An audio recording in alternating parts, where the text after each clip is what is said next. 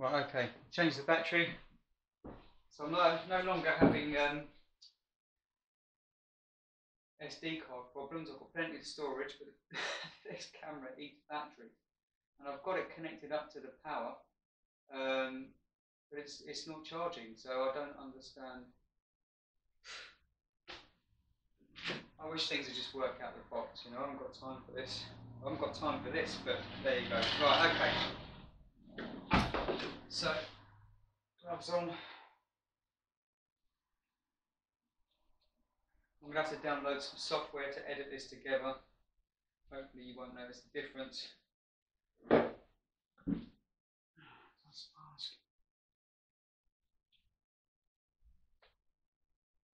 Ear defenders.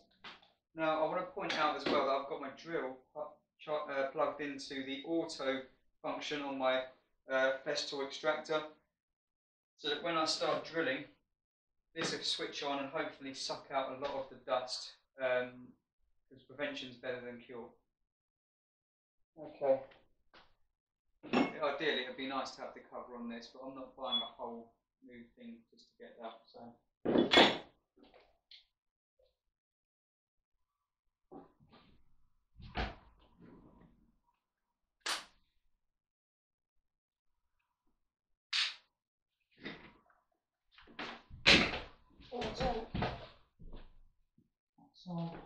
That's on.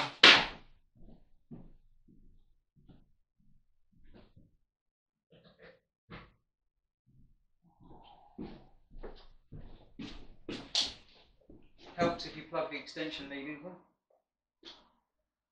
Right.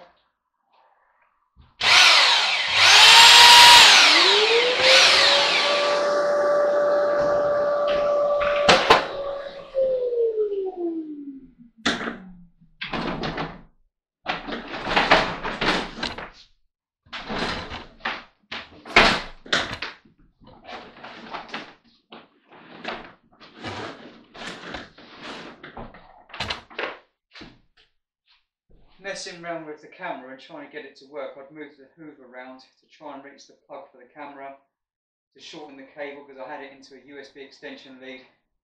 So I've just had to spin all that back around again, so I don't want you guys to think I'm unorganised, because I'm really not, but trying to do this and think about video recording at the same time, you know, there's a lot going on.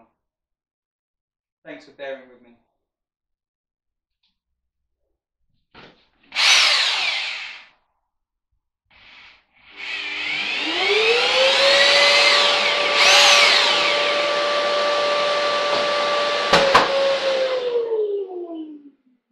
While I'm doing this, I've just realised the apprentices obviously that are watching this. When I first started as an apprentice, you know, you've got the drill pointing up, pointing down, pointing left or pointing right, and the hole doesn't end up straight. So when you come to then drilling with this doesn't go in straight, it all goes in at an angle. It starts clicking on the drill because the clutch is going, protecting the drill. You want to make sure that this is level, square to the wall. You're not left, you're not right, you're not up, you're not down. You've got it literally, you know, bang on centre. So it's good to look from the side. So look from the side, so you can see that you've got the tilt right. And when you then come back up again, so holding that angle, you want to make sure that you're square to the wall. So that when you come off, you know, you're literally square, if that makes sense. Hopefully you understand what I'm talking about. So let me just get that set up again. That's what you're aiming for. You need to have that hole completely square, or else you'll struggle.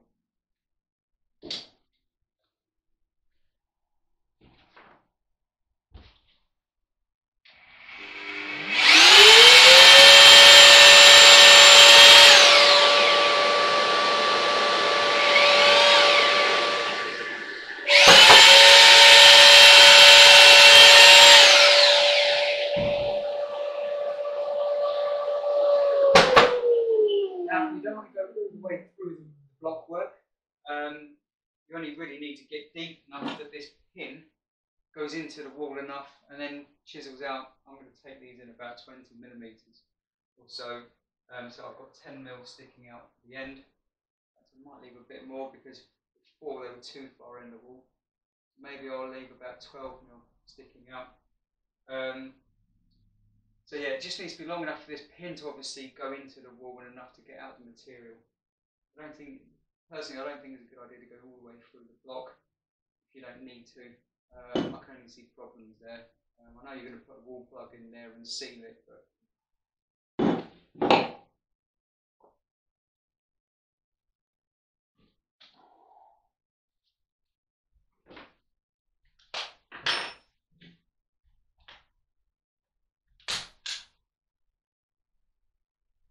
this is dusty, so make sure that you do have a hoover set up and dust sheets over people's beds or any of their belongings, because obviously you don't want that dust getting in the air, landing on everything.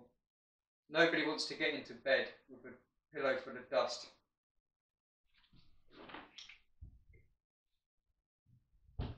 So square to the wall.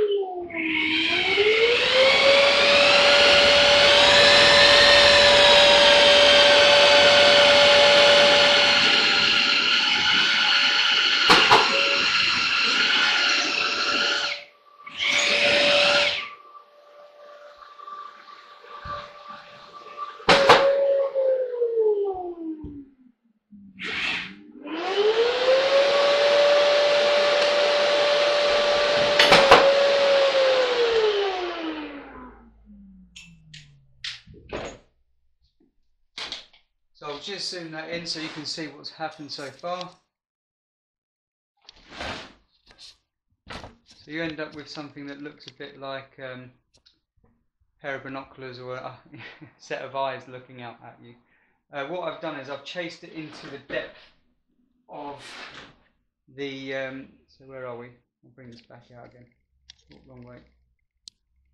I've chased this into the depth, the thickness of this for now, just to see what it looks like. I can always adjust it. It's easier obviously to take stuff out of the wall, but not so easy to get it back in the wall. As you can see, there's quite a bit of dust down here. So you need to be aware of this. This is one of the reasons, another reason why I don't use this particular method, because the amount of dust that it creates. And I suppose if you're on a building site and there's loads of dust around, it doesn't make any difference. If you're working in a customer's house, this dust is going all over your dust sheets for starters. There is no such thing as a perfect dust sheet. When you try to pull it away, or dust always falls down the back. When this dust gets into the customer's carpet, it's a nightmare to get out. And if they've got a very pale coloured carpet, you could actually stain the carpet. I don't know if any of you guys have come across the old clinker blocks. They're like they look granular, like little stones all stuck together. I'm not talking about the concrete blocks. I'm talking about the old school clinker blocks. So basically, used to dig all the. I think this is true. From what I've been told by old school builders, is they used to take all the stuff from the bottom of the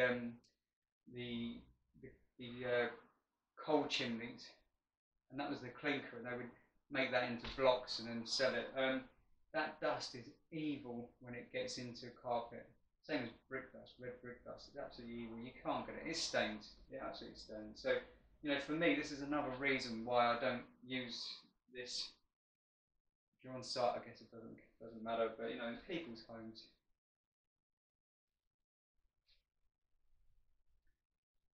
Right. Now that I've done that, I then come in with the square chisel, square it off.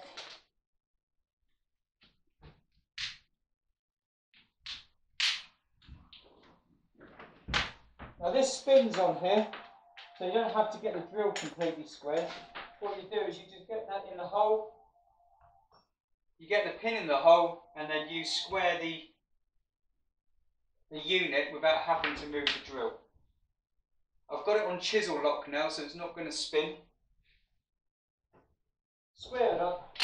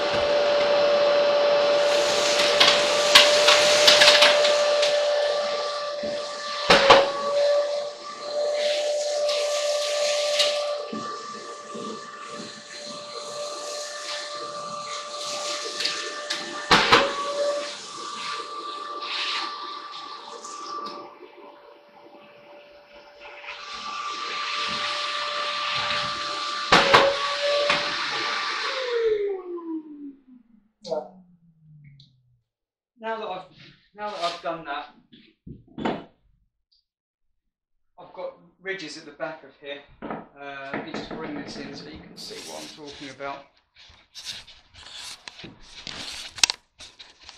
God, it's a real pain. On the stand, off the stand. Right, okay, let's have a look. So there we go. Right, that's what we're left with. As you can see, I've now got these ridges, and they're from the teeth that are on the spinning grinding disc. And then obviously as well in the corners, I don't know if you can see this, you know, you've got these little ridges and bits that are left in there. Where's the light? Oh, that's a bit too much. But you can probably see it up there. You've got this little big chunk in the corner that needs to come out. And a couple this way. You can see it in the corner there. That all needs to be scraped off. So again, because this stuff is so soft, you can just scrape that out with your bolster. They do supply 80mm chisel, and this is the one that I use for, you know, chiseling out. It's the right size. But yeah, so soft you can just use your bolster, so with your hands. So literally.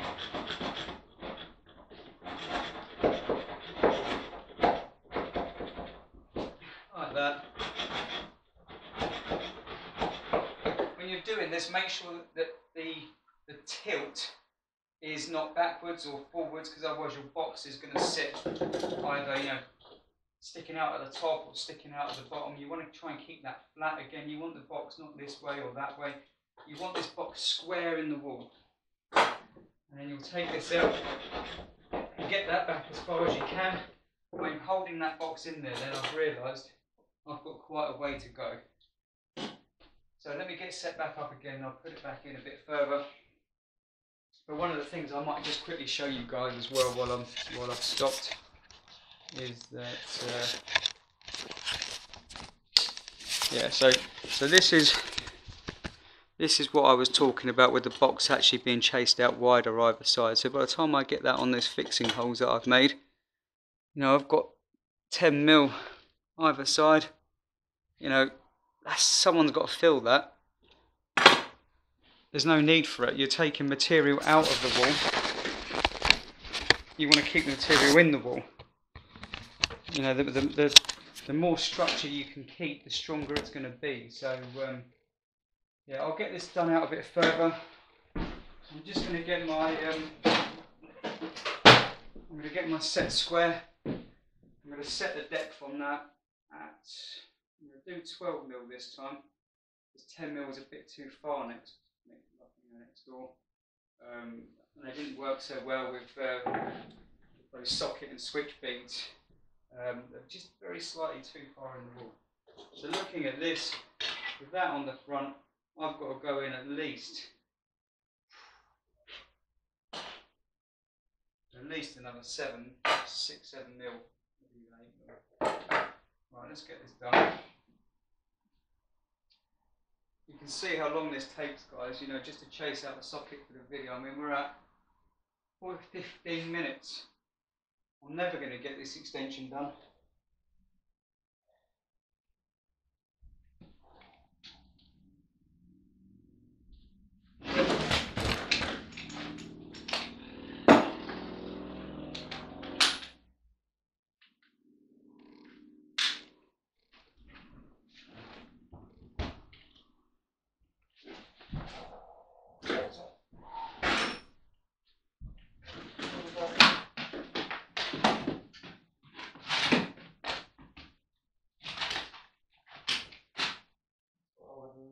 Absolutely love that.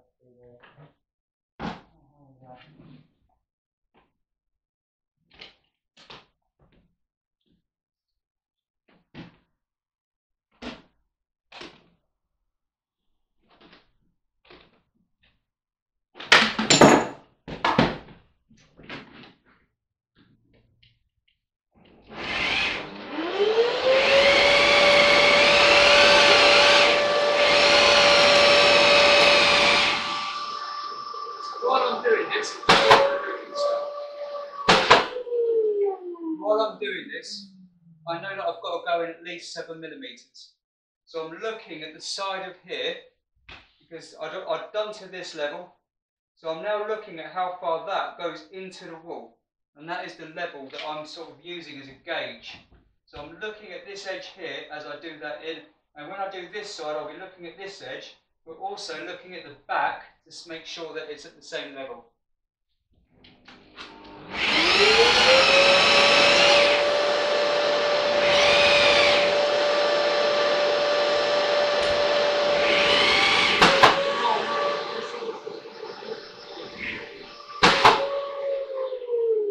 So now I'm looking at this edge and I'm looking here at the back. And when the two levels align, then I'll stop.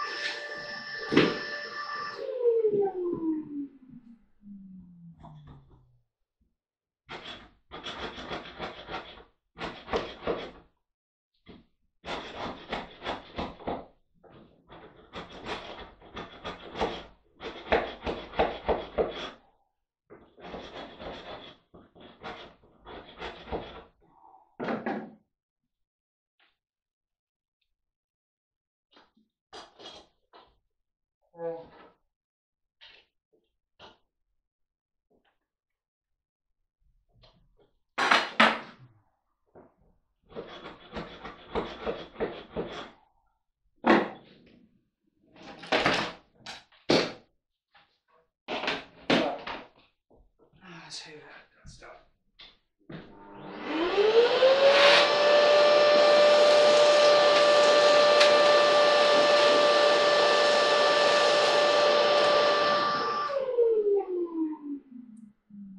Okay, so I've actually gone too far into the wall. Got a bit gung-ho. Yeah, I mean this side's fine. This side I've somehow gone a bit twisted. What I'll do is I'll bring the camera in to show you what's happened there. Let's bring this in.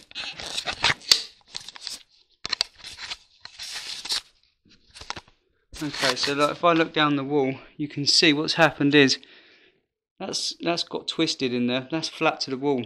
So this top corner is actually further in the wall than this edge and this bottom. So the whole box is twisted. Now obviously that's user error. I've made that mistake.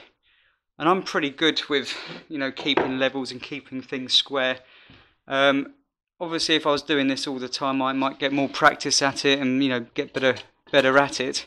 But the other thing as well is that where I've been drilling these out, these holes have got bigger and bigger as this is spinning around in the hole. And obviously this is getting hammered around in the hole for the square bit. So my fixings aren't going to be as great as what they could be. So, you know, for me personally, this is why I don't use the Armeg. I don't get involved in it. It has its use, it has its place. You know, if people want to crack on with that, then, you know, that's up to them and that's their choice, and I respect that. But for me personally, the stitch drill method with the Armeg 80mm chisel is my preferred method. And I know people that would disagree with that, and that's okay. That's okay. You know, I'll take that. But find what works for you, and don't let anybody tell you any different. So there you go, guys.